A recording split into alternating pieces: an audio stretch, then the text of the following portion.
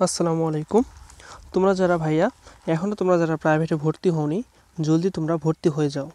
কেননা তোমরা যদি এখন থেকে প্রাইভেট শুরু না করো, অনেকটা কিন্তু তোমরা পিছিয়ে পড়বে। বেসিক্যালি কাদের জন্য? গ্রামের স্টুডেন্টদের জন্য। তো এই প্রসঙ্গে আজকে আমরা কথা বলবো যে আমি কয়েকটা এখানে টপিক সিলেক্ট করে রাখছি যে রাজশাহীতে কবে যাব। বেসিক্যালি যারা রাজশাহীতে পড়তে চাচ্ছ বা রাজশাহীতে প্রাইভেট পড়বে বলে ভাবতেছো, 31 তারিখে তোমাদের রেজাল্ট দিবে। রেজাল্ট পর থেকেই তোমরা রাজশাহীতে যায় প্রাইভেট পড়বে, তাদের জন্য এই ভিডিওগুলো স্পেশাল হতে যাচ্ছে। তারপরে দেখো যে আমি কি নতুন ব্যাচে ভর্তি হতে পারবো, এইটা একটা বড় বিষয় যে আসলে আমি কি নতুন ব্যাচে ভর্তি হতে পারবো কি পারবো না। তারপরে দেখো ভর্তির জন্য কত টাকা দিতে হবে এবং যেসব বিষয় প্রাইভেট পড়তে হবে।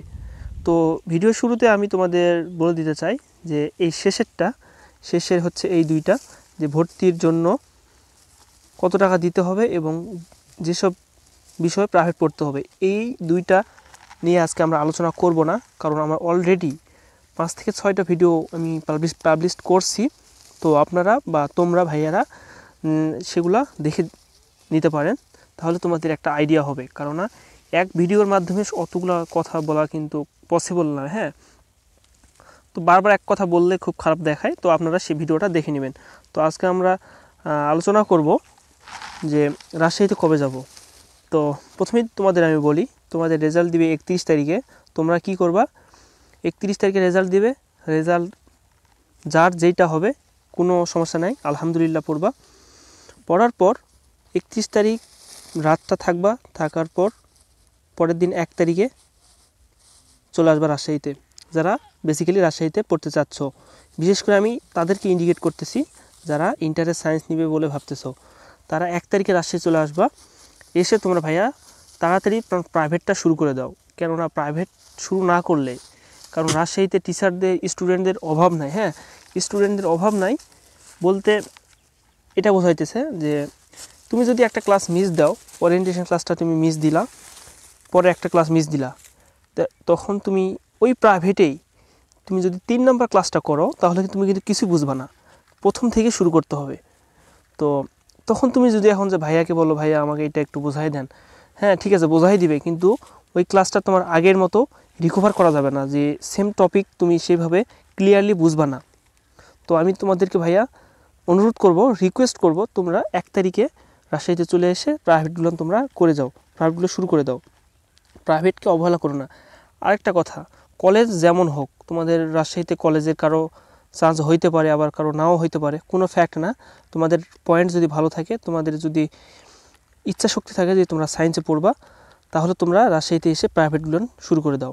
কেননা আমি ভিডিওগুলো এই কারণে করি যে আমিও যখন গ্রাম থেকে কলেজে আসছিলাম রাজশাহীতে, এই প্রবলেমগুলো আমি ফেস করছিলাম, বিধায় আমি কিন্তু তোমাদের এই ভিডিওগুলো দিতেছি।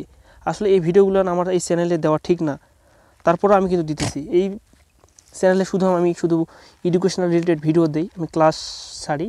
এক্ষেত্রে কিন্তু আমি তোমাদের কথা চিন্তা করে এই ভিডিওগুলো আমি কিন্তু মেক করতেছি। আর আমি কি নতুন ব্যাচে ভর্তি হতে পারবো? সেম কথা এটাই যে ভাইয়া তুমি প্রথম থেকে শুরু করো, যে ওরিয়েন্টেশন ক্লাস যেটা হবে সেই ক্লাস থেকে তুমি শুরু করো। এক্ষেত্রে তোমরা আমাকে পার্সোনালভাবে নক দিও, আমি তোমাদেরকে আমার যথাসাধ্য মতো চেষ্টা করব তোমাদেরকে ভালো প্রাইভেটে অ্যাডমিট করানোর, তোমাদের লোকেশান জানায় দেওয়ার মতো আমি চেষ্টা করব।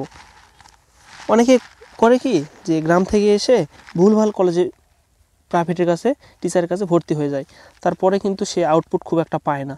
যেমনটা আমি কিন্তু এই প্রবলেম ফেস করছিলাম, যে গ্রাম থেকে যাওয়ার পর একটা প্রাইভেট করে খুঁজে বেড়াতেছিলাম, তো সেখানে আমাকে কিন্তু পরে আর কেউ ভর্তি নিতে চাচ্ছিল না।